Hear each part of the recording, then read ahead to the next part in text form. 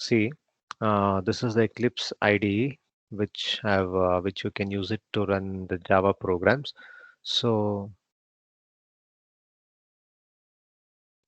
you can use this Eclipse IDE to run the Java program. So how do you create a file, or how do you create a file to run the Java program? Means file, go to new.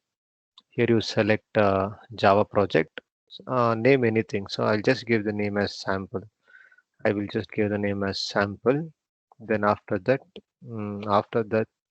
I'll click on next. I don't want this module info. I'll just uncheck that. I'll click on finish. So once I wrote like this, you can see a folder by the name sample. So just go there, select the source folder, right click, Java project class.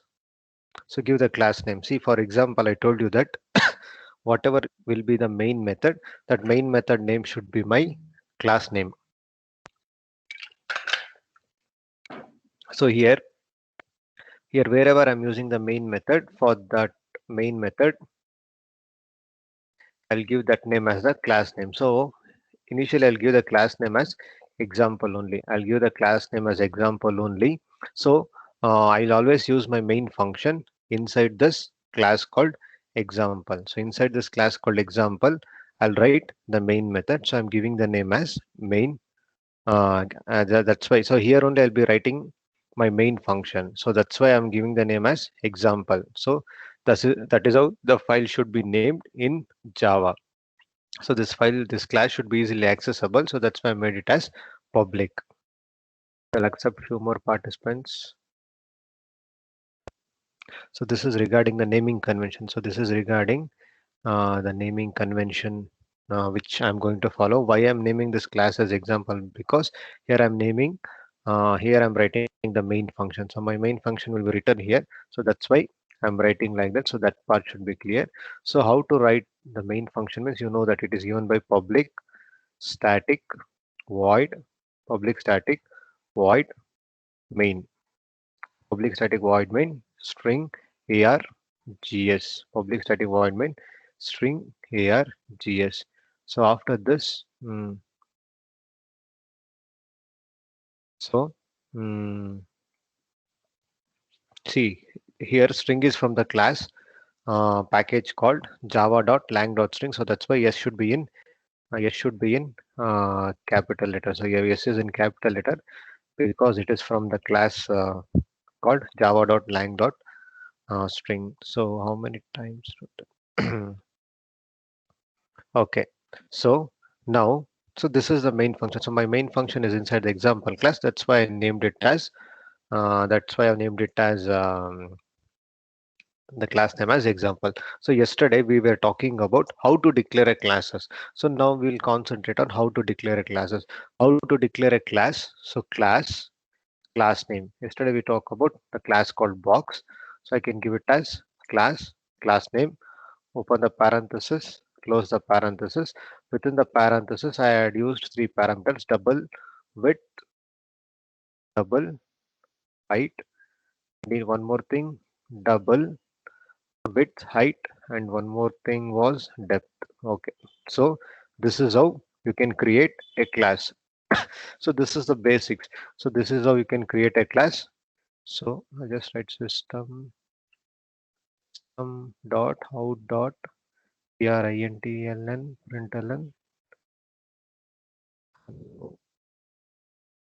This is just for testing purpose. That's all. So I'll just so this green icon is there. No, this is the control which you can use to run this program. So what is the output I'm getting? See, if I run this, I'm getting the output as high.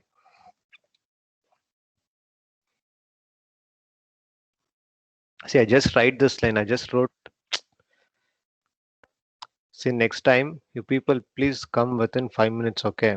So it will be like some irritation. That sound will be coming on every time I have to switch between the screens. So please come 5 minutes early to the classes. So see, hmm, what this program is doing means I'm just writing this classes they're called by the name example. I'm saving it by the name example. So if I change this to example demo, if I change the class name, see, you will get an error. You will get an error. Directly you will get an error. And if I try to save and if I try to run also, I won't get the output.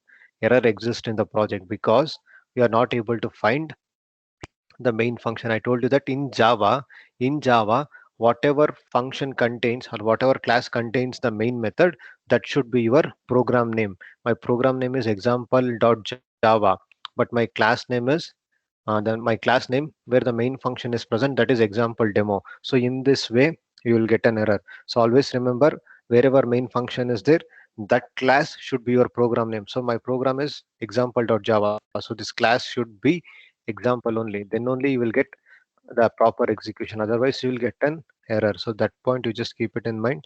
So after this, what this program is doing, I'm just creating a class called example, and I'm writing a function called hi. I mean, I'm just writing a line called hi. So if I run this, I'll get the output as hi. You can see it on the console. You can see it on the console. I'm getting the output as hi. So now this is to check the program. Our program is working. I mean, the compiler, this IDE is working. So now now we'll start with the basics of class. So here I've declared a class called box. I've declared a class called box. That box contains three parameters. They belong to the type called double.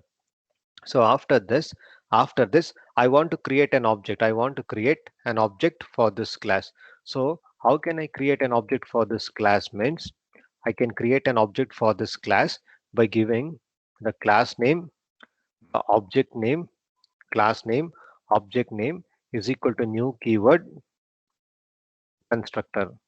So if I write like this, I am creating an object for a class called box given by the name BB. Here BB is an object that belongs to a class called box. So this is the first thing. So this is the first thing. So see, I'm explaining this on the Eclipse plugin.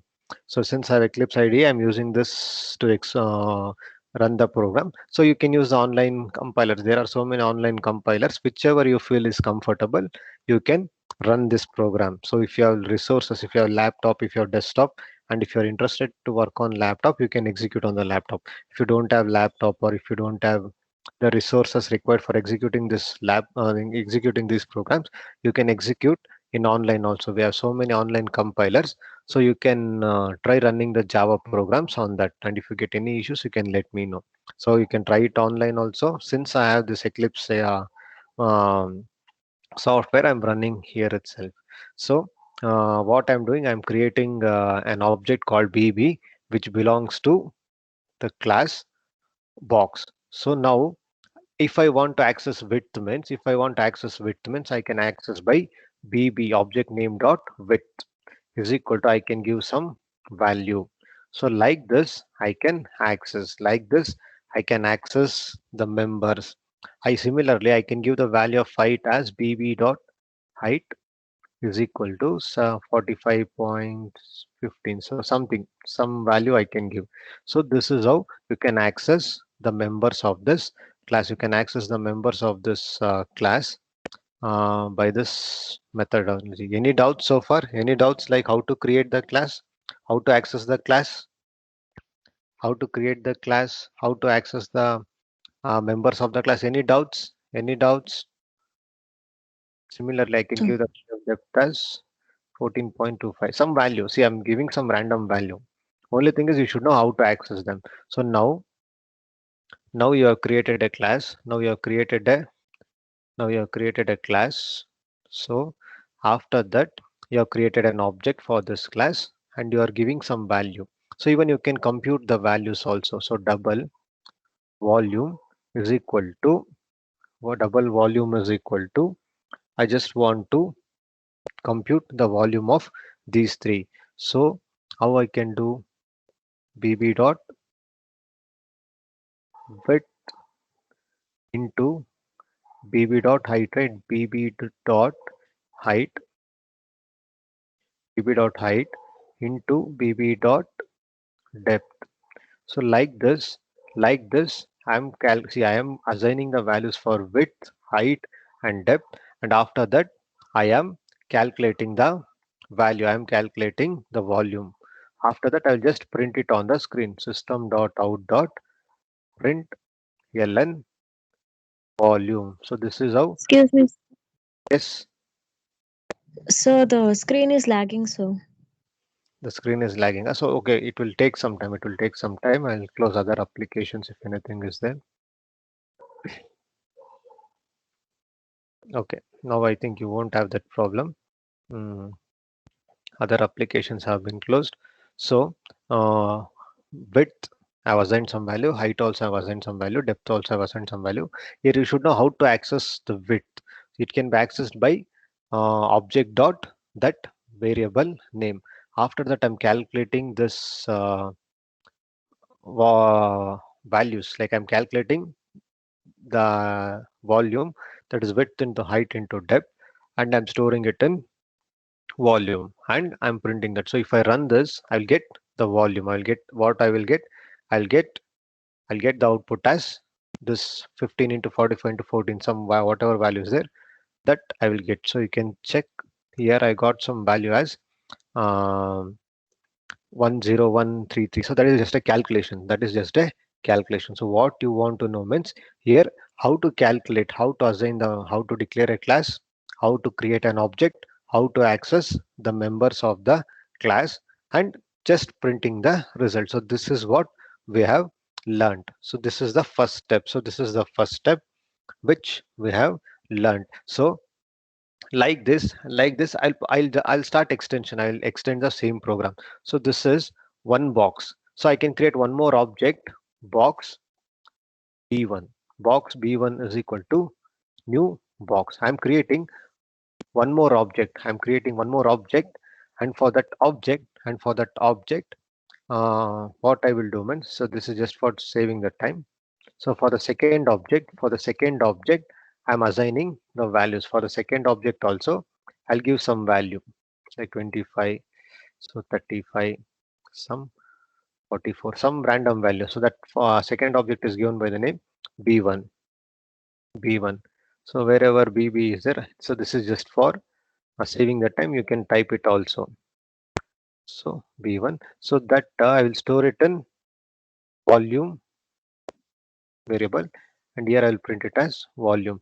So now what I did, for the same program, I just added one extra feature where I created two objects, one object by the name bb and the other object by the name b1, and I am giving separate values. So bb contains 15, 45, 14 as the width, height and depth, and b1 contains 25, 35, 44. See that 25 point something, 35 point something, 44 point something as the values. After that, I'm computing the result of width into height into depth of the object bb, and I'm storing it in VOL.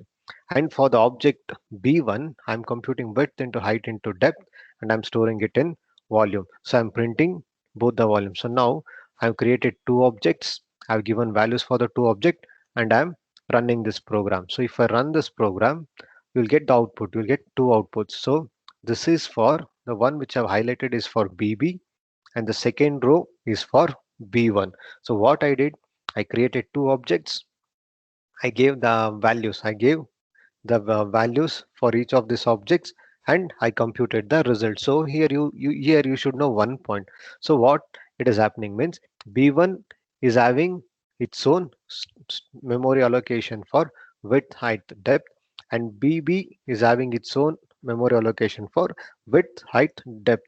That means each object will have their own memory allocation. When each object you are creating, they will have their own memory allocation for holding the variables of that class. So this is regarding this is regarding how to declare a class, how to declare multiple objects, and how to access them. So after this we studied about methods. After this we studied about methods. So um, now now let us simplify this program. So methods means you can add methods to the classes. How do you add methods to the classes means void void method name. I'll write it as volume C, means volume calculation. So method name. Then if you want to add parameters, you can add parameters. If not, you cannot. You need not add parameters. So this is the method declaration. Return type here, return type is void. Method name is volume C. It's like volume calculation. That's why I'm returning volume C, and it is not taking any parameter. So what this method will do, what this method should do means, for me, this method should calculate. For me, this method should calculate the volume. So I'll write it as double is equal to width into height into depth. So it is calculating the result, and it is to and I have to store it in some variable, right? So I'll write it as result. So this volume, what it is doing means it is calculating the volume by multiplying with the factors width, height, and depth, and it is storing it in result. And I will print the result here only. I'll print the result here only. System dot out dot print ln res. I'll just store the result.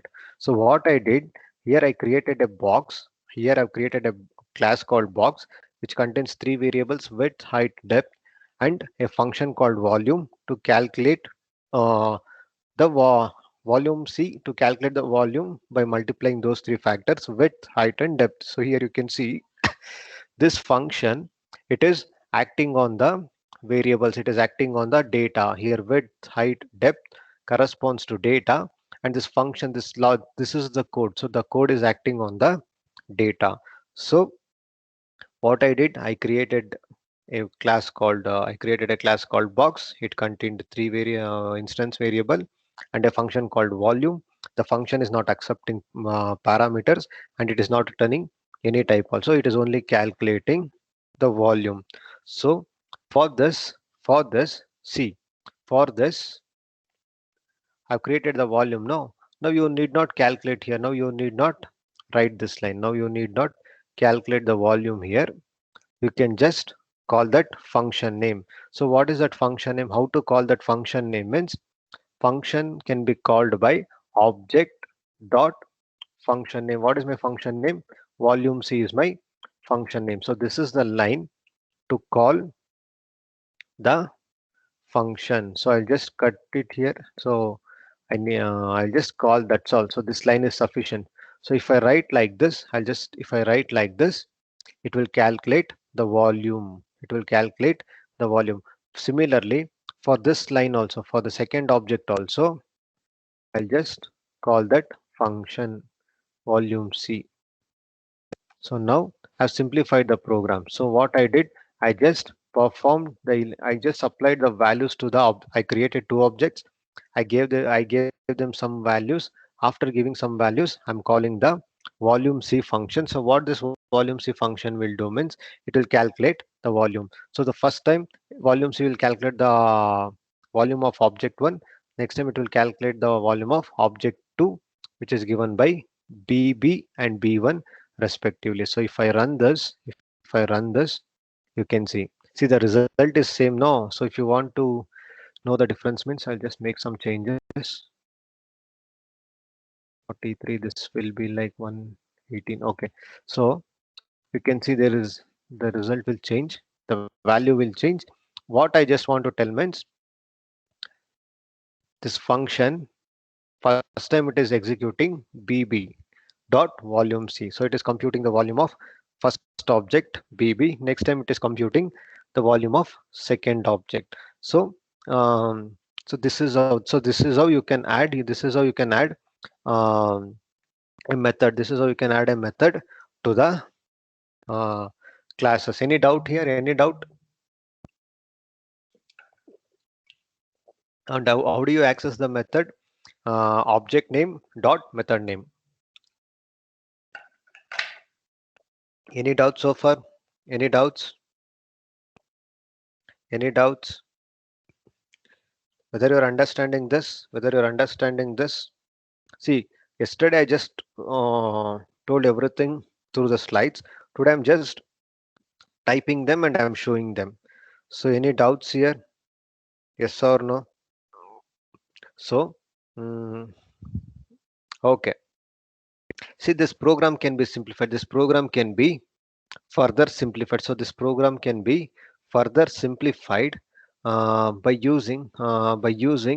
see, here one disadvantage of this approach is, see, you're not returning the function, you're not returning the function to the caller. So what happens means, see, what if you just assume a situation where I want to know what is the volume of object BB. So I want that volume of object BB for further processing, but that value is not available to me. Why? Because that value is just being displayed. That value is just being displayed inside the function called volume C. But if I need it for further processing, I need that volume to be stored in some data type, or it should be stored in some variable. So, but if I write some programs without the return statement, it will just process the result, but that result will not be available to the programmer. So if that programmer needs result, means he has to modify this. So this is not the efficient way of writing this technically. So you have to return the result. So you have to return the result.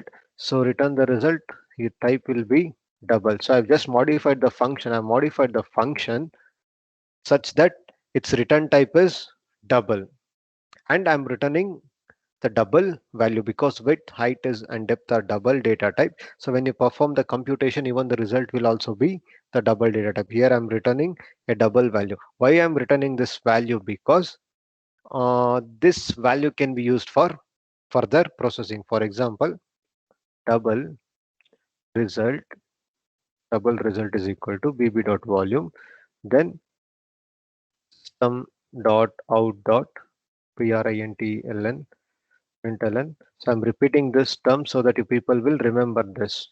So result. So what I'm doing here means I'm just calling the function, and I'm storing the result in a variable called uh, I'm storing the value of volume of that in a variable called result. So why I'm doing this? Because earlier, whatever processing the this function had done, the result was not available to the user. Now that result is available to the user, and it is stored in this variable called result, or I can call it as res only. I will call it as res. Mm.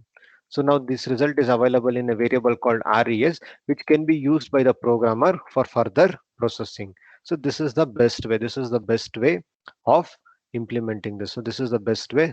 The same thing I will do this. So how to call a function which will return how to call a function which will return a type means you just need to call the function. You just need to call uh, you just need to call you just need to call you just need to call the function on the right hand side. On the left hand side, you have to assign it to a variable of that return type. So here this function b1 dot volume, here the function b1 dot volume will return a double as the result. So that's why I'm storing it a variable called FRES, which belongs to double data type. Again, I'll print that. Again, I will print this. Again, I'll print this. Again, I will print this result. So you can check. So for your understanding, I'll just simplify the terms. I'll just simplify the terms, so there will not be any decimal points. The result, you will not get it any decimal points. Okay. So now I'll just save this. I'll just run this. See, now what it is doing means it is sending me the result. It is sending me the result like see, if it will be like I'm just formatting. That's all. This is formatting. uh, Result of object bb, result of object bb.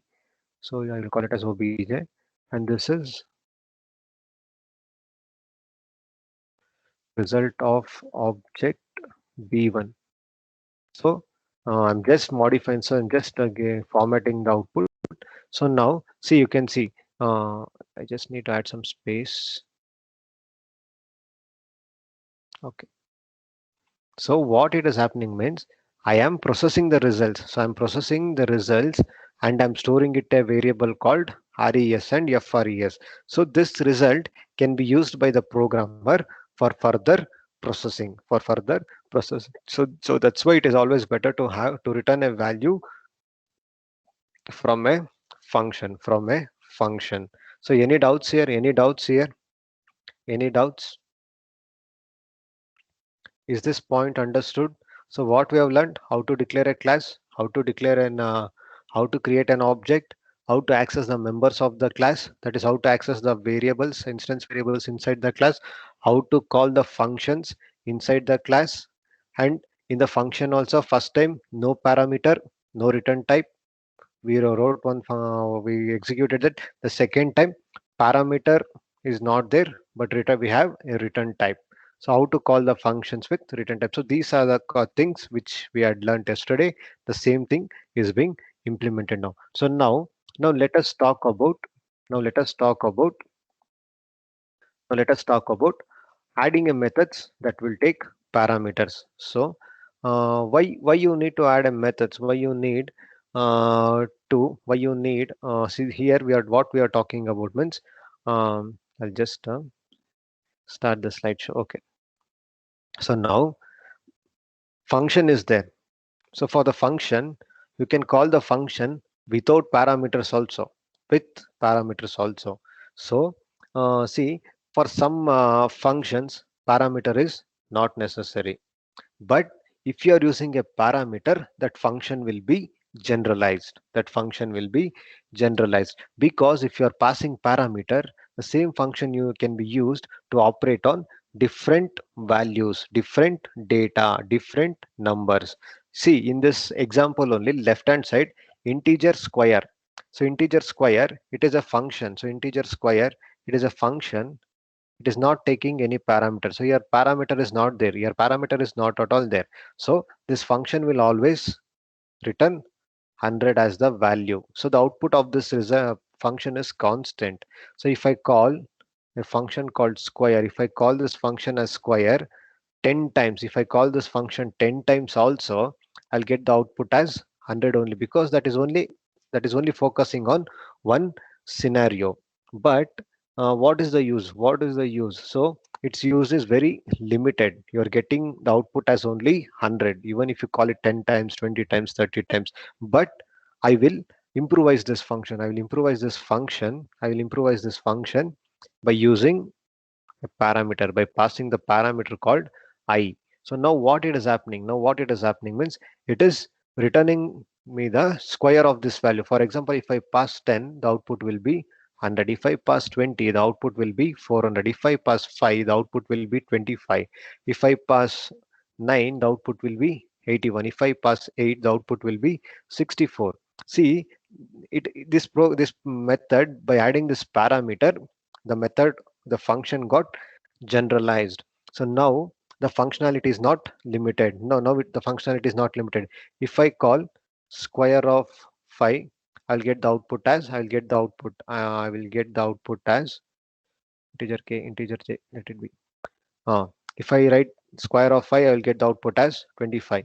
If I write square of 10, the output as 100. If I write square of 15, the output as 225. So if I write square of 11, the output as 121. See, the function got generalized. So more functionality has been added. So how it means by adding the parameters. By adding the parameters, the functionality of this program got increased. So let us check this. Let us check this. Let us check this. Let us check this. So for the same thing, for the same thing, I'll just modify. So I won't touch this. I won't touch this part. It will be required. So what was that? Integer, no? Integer square, integer square, integer square. Then return 10 star 10. So this was the function which I had written. So so in the main function, you don't worry about these parts. I'll just create one object. I'll just create one object of box class. I'll call it as b is equal to new box. Now, if I call, it should be stored in some result. No, it is returning some value. If I write, so if I write, see directly, I'll just print only. I'll print system dot out dot println println. What is that function? B dot square. B dot square. So if I write that dot out dot println. So if I write this, my output will be 100 only. You can check that because it is returning 10 into 10. Error exists. Why error exist? System dot out dot println. 1 second. System. I'll just check this. Why it is showing me the error? Box B. Just give me a minute. Okay. So because of this bracket issue, error got resolved. So I've created a function. I've created a function called return. So what it will do means whatever might be the result, the square function will call. The square function will call. The square function. I'll write it in the square function will always return me 100 as the output. So dot square. Okay. So now see if I run this line, I'll get the. I'll just comment these two lines so that the output should not be confused. So if I run this, if I run this program, the output will be 100 only. So even if I call this, line 10 times or 3 times, the output will be same only. It will not change. But to add more functionality, I'll pass a parameter. I'll pass a parameter by the name. I'll give anything. I'll call it as m, and it will return. Repeat once again, sir. Okay. So see here, I'm writing a function without any parameter. I'm writing a function without any parameter, and I am calling that function b dot square. So what this function will do means it will always return the unique value, the same value. So it will not change. It will always return 100. The functionality is limited. Even if you call 10 times, output will be 100. Even if you call 100 times, the output will be 100 because you are just writing the function for a specific case where it is returning 10 star 10. The function is not generalized, but you want to generalize the function. To add more features to that. So now this function, this function is just returning 100 as the output. See, if you call the function, you'll get the 100 as output, but that will be useful only in one or two cases. But if you want to add more functionality, or if you want to improve this function, means always you have to use parameters. I'll use some parameter called m. Now if I use this parameter called m or some parameter, the function will get generalized. If you add parameters to the method, that method will get generalized. So now instead of 100,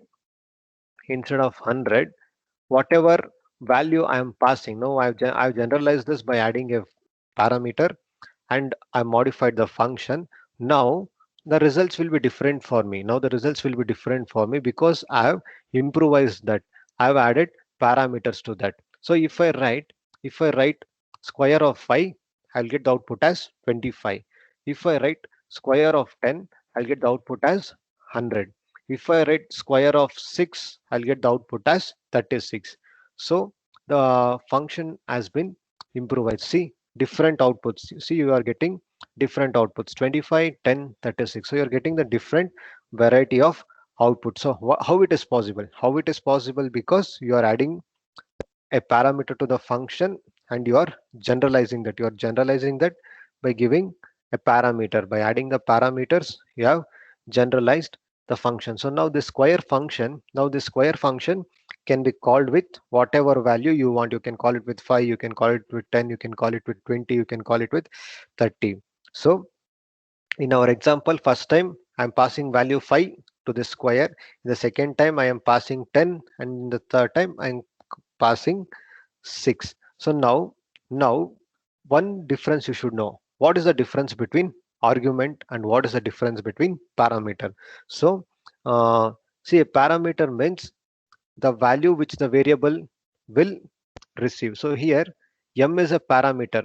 So here this is a parameter. So parameter means it is a variable which is defined in a function which will receive a value, when that method is called. So when I'm calling a square method, this variable m will receive the value. So this we will call it as parameter.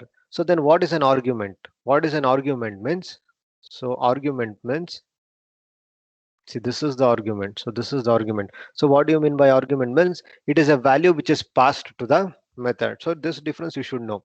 What is the difference between parameter and what is the difference between argument? So what is an argument and what is a parameter? So this is an argument. So a argument means it's a value that is passed to a function when it is called. When it is called. So okay. So now uh, fine. Now um, what we can do now? What we can do now? Uh, we know the method, the parameters will what it will do, it will generalize the function, no? So the same concept we can apply for this box class also, for this class called box, so the last example for this class called box, what I will do means I will generalize this. How I will generalize this means I'll create a function, I'll create a function which will initialize the value of width, height and depth. I mean, I'm using a parameterized method. So how to use that parameterized method means, I'll just write it as, how to use that parameterized method means void set dimensions of what I want to set. I want to set the dimension of width, height, comma, depth, double depth. I want to set the dimensions of width, height and depth. So for that I'm The creating a screen function. is lagging, sir. Okay. So 1 second, I'll just close this.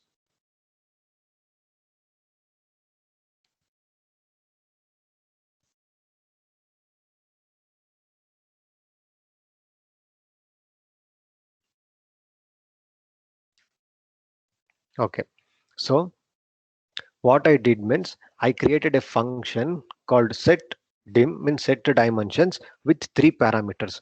Y means to initialize, to give some values to this width, height, depth. So width is equal to W, height is equal to H, and then depth is equal to D.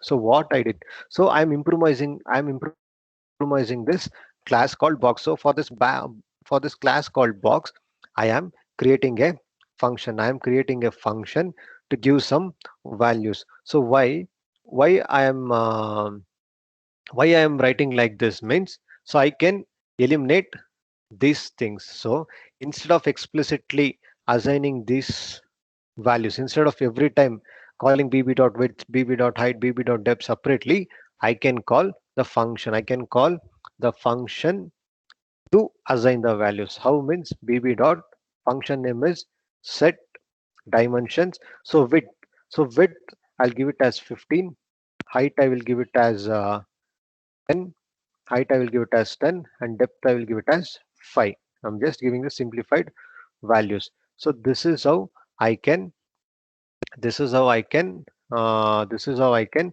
change that. So I can give the value of 15 comma 10 comma 5.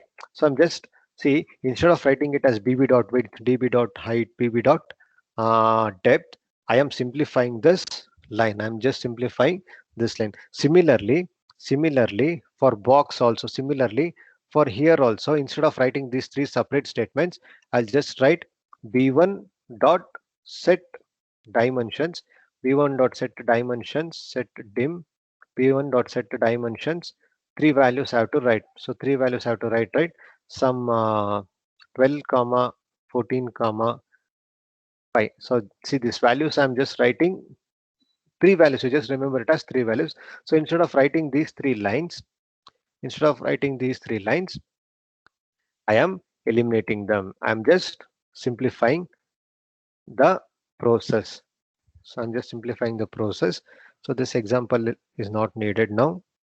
So what I did, I've just simplified that. So instead of writing the values separately, I've created a function to get the values of them, to get the values for those functions. And after that, I'm calculating the results, and results can be displayed, and the results can be displayed. So I'm just looking to this. Okay. So what I did, instead of assigning the values separately, now I'm assigning the values through a functions through a functions because see I was writing like bb dot width, bb dot height, bb dot depth. See that was working, but the problem was it was not looking clean. It was looking clumsy, and sometimes the programmer might forget to assign the values. He might assign the value for height and depth, and he might forget to assign the value for width. So that's why the better process or the better approach will be to use a method to assign values for the variable. So so that so that uh, so that you won't get any issues, because by looking at it, because of that, now we are assigning the values to the instance variable through the functions. Thus, see, the output will remain same only. The output doesn't change. So what I'm doing is we are adding one features. That's all. So what I did here, this is the result of first object. This is the result of second object. So the same way, the result of the first object is stored in res. So that object is given by bb. Okay. So I will save this. I will run this. So see, the same thing, we are simplifying the code. The same thing, we are simplifying the code. Any doubts here? Any doubts till this point? Any doubts? Yes, sir. Fine, right? You understood these concepts, right? So I'll stop the class now. If you have any doubts, you just let me know.